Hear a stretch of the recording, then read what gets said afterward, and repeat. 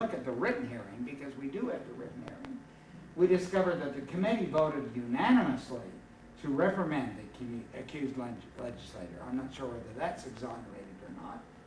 But on the more important issue of guilt about the bribery charge, the 4 Democrats voted that he was guilty and the 4 Republicans voted that he was not. Now, that's my point. I think that's not a good process because it's internal and it involves people who are so emotionally involved in the whole situation. For them to make a judgment about a fellow legislator is, in my estimation, extremely difficult. And this leads us to why we need the independent commission. The quotation I've used here is from Bob Burnick, Deseret News, who said the split vote meant no charges. But it was a 4-4 vote on whether a bribery had actually taken place or not. It's just not a good system. We think going to an independent commission would be better. But I'm concerned about other things, and I illustrate one of them here when I say that Utah has no limit on campaign contributions. According to the National Conference of State Legislators, this quotation, states commonly place limits on contributions to candidates. Just 6 states, says this quotation, Illinois, Missouri, New Mexico, Oregon, Utah, and Virginia, place no limits on contribution. All the other, that'd be 44 states, all place some sort of limit on how much you can contribute. And indeed, that will only be 5 after November of this year because New Mexico will have instituted a restriction. We have no limit. That is troubling to me because it means lots of money pours into the process, and I find that excessive amount of money troubling. As illustrated by the slides that follow. This is again from the Deseret News here, which talks about how our legislators receive their support and points out that 81% of the funds from special that legislators have to run their campaigns come from special interest groups. That would be corporations, that would be labor unions, it would be the mixture of those kind of special interest groups. And that's troubling to me because you know where the money ought to come from, in my opinion? It ought to come from the people. You ought to be paying, and you ought to be paying, well, no, you're a candidate, so your neighbors ought to be paying for you.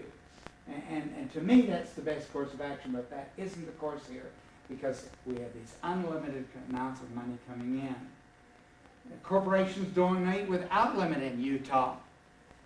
There are federal, at least currently, I realize this is before the Supreme Court now, but there currently are restrictions federally that say corporations cannot donate to candidates. But in Utah, we have no such indication, and indeed in 2009 it was reported that $2.5 million, or nearly $2.5 million, 1/3 of all donations, came from corporations. If corporations are giving the money to the candidates, then they at least have attention. They'll listen to those arguments. And some may argue, and I personally feel in some instances, more than that. If the money's going, the influence follows. I want the influence to be tied to the citizens. I think many of you would agree. An example of a corporation's unlimited contributions, again, I've chosen not to put the name down. You may want to fill it in or you may want to read the sources to discover it. But since 2006, one Utah corporation spent over $500,000 on Utah politicians from both parties. It isn't just Democrats, it isn't just Republicans. They go to both parties. $400,000 on congressional candidates and $1 million on lobbyists. Come on in. Our numbers are small in number. We're glad to welcome you here. Come on. The same corporation contributed money to more than 80% of sitting legislators. So my concern is that you have unlimited campaign contributions, but now we see a lot of the money coming from corporations.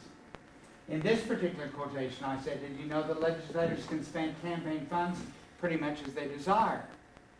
Legislators are currently allowed, this happens to be a quotation that comes from the website of a current member of the House of Representatives, and points out that if you contribute money, or anybody, lobbyists, anyone, contributes money to a legislator, they may spend it pretty much, he said, as they desire. Certainly for things like digital cameras, car repairs, travel costs, not only for the lawmaker, but also for his own or her family members. And some, he said, have even used funds to pay themselves and their spouse an additional salary. I think money given by my neighbors for me to run a campaign ought to be limited to that, and ought not be used for personal reasons. Another thing I put down, did you know that in Utah, legislators can be and are lobbyists? And I think that's troubling. Up until the past legislative session, there was no restriction whatsoever, as you know. The last legislative session passed a law prohibiting legislators joining lobbying for 1 year. And a lot of us were very, very excited about that. We really thought that was a good thing. But we later learned in a lot of news indications that maybe it wasn't as good a limitation as we thought. This quotation is going to come from the Daily Herald and the Associated Press, who said, exemptions at the bottom of the bill are so broad that it is essentially useless. The law does not stop a legislator from being hired by a business with which he is associated, unless the primary activity of the business is lobbying or government relations. So I couldn't lobby if I'm working for an agency that is strictly lobbyist, but if I'm working for a company and I'm their lobbyist, I could still do so. And of course, Utah even allows legislators to serve currently as lobbyists with no restriction. You need to correct that. They can't lobby in Utah. They can lobby out of state. They can't lobby in Utah. They can't lobby.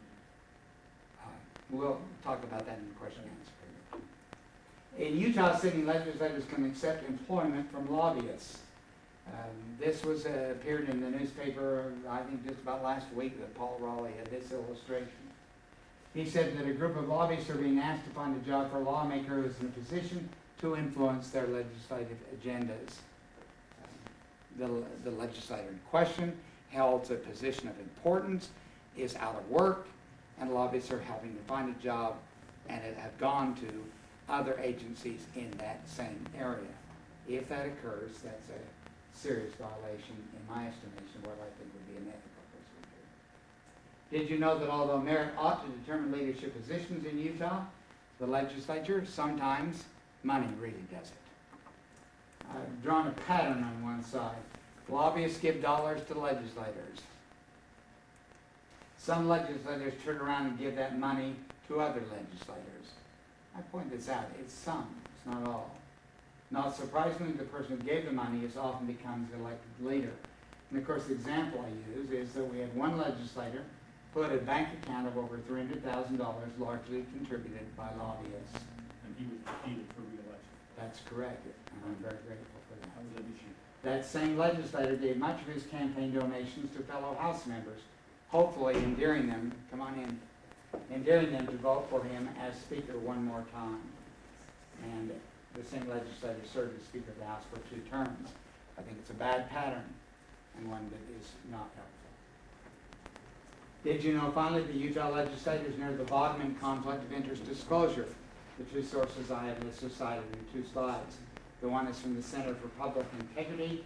It says the state receives F for disclosure of legislative outside ties.